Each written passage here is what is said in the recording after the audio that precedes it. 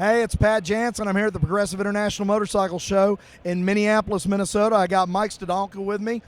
He's one of the builders in the J&P Ultimate Builder Custom Bike Show here this week on the red carpet.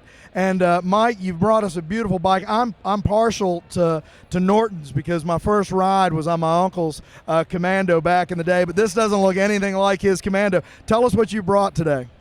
It's a 73 Commando. I bought it off Craigslist a couple of years ago. It was just an old chopper, half built, half apart. So I just thought it was cool. Never saw a Norton chopper, and just redid everything.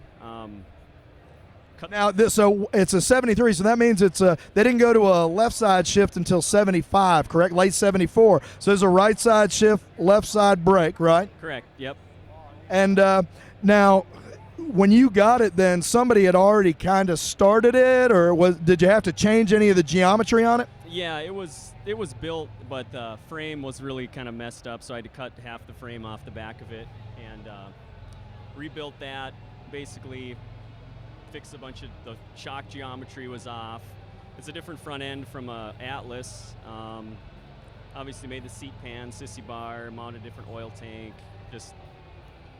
I like the treatment that you did. A lot of times guys take, bikes and they immediately put them on a rigid frame, but you kind of, Nortons were known for their handle and their feather bed frames. So you gave a nod to that by leaving the rear suspension and the swing arm on it. I love that. It's not dramatically raked out. So this looks like it's pretty rideable. Yeah, it rides really good for a chopper. The way the engine mounts are designed, the swing arm bolts to the engine cradle and transmission, so to make it a rigid, it'd be kind of a feat, I guess, and I kind of wanted to keep it handling good, too. Yeah, I've got a 61 Norton Manxman that I pulled out of the woods behind a buddy of mine shop, Jerry Cyclecraft. Jerry Hall had it down there in central Georgia, where I'm from, and I've been looking at it, and I think I'm going to leave the suspension on that one too. I've been trying to figure out how to rigid frame it, and that looks like a complete frame build and a lot of work. So now you built the seat pan. Who did your upholstery? That's a beautiful king and queen seat. Jordan out of Union Speed and Style here in Monticello. He's very good upholstery guy and very good fabricator. Yeah. Does he have a shop that he does that full time? Is he an upholsterer? He has a shop. He does lots of metal work, fab work, and upholstery. Builds cars, motorcycles.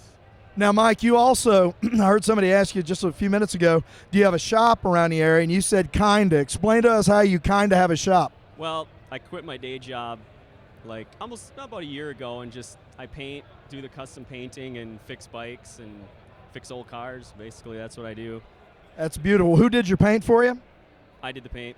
Wow, that is something else. That is a kind of it's a lace treatment that you've given there to those insets. That's really nice. And now, what shows are you planning on taking this to this year? You got a schedule, or are you just kind of hitting them as they come up? Not really. I took it down to Dubuque last month, but I don't really have any plans for any other shows. All right, this looks like it'd fit right in at Mama Tried or the Smokeout or something this year. So. Yep. Full tilt in St. Paul this summer for sure. Oh yeah, well man, I look forward to seeing how you do in the competition here. But man, I know that we don't do this just to win awards or to make money. Obviously, this is a labor of love for you as well. So I appreciate that in you. Beautiful bike, Mike. Thanks for being at the Progressive International Motorcycle Show. The J&P Cycles Ultimate Builder Custom Bike Show wouldn't be the same without guys like you bringing things that are just off the chain like this. So we appreciate it. Hey, this is Pat Jansen at the Progressive International Motorcycle Show in Minneapolis. This interview and lots of others are up on Facebook, other forms of social media, so we want to make sure that you go and watch those, but we thank you for watching this one.